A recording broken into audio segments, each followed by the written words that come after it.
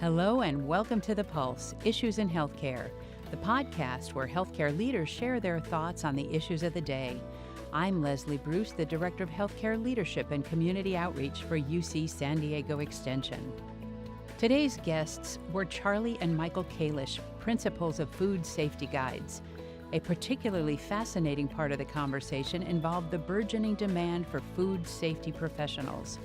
With the new Food Safety Modernization Act, food producers are looking for help. A brief review of major job websites indicated that many of these food safety positions command significant salaries.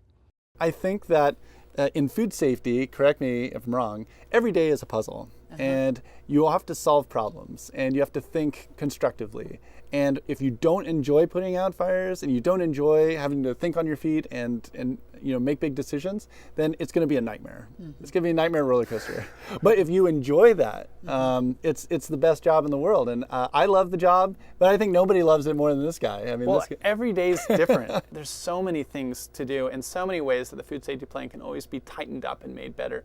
There's new data coming out every day that you're operating, and you can learn how to trend that to make better, more informed, data-driven decisions, and that's super exciting.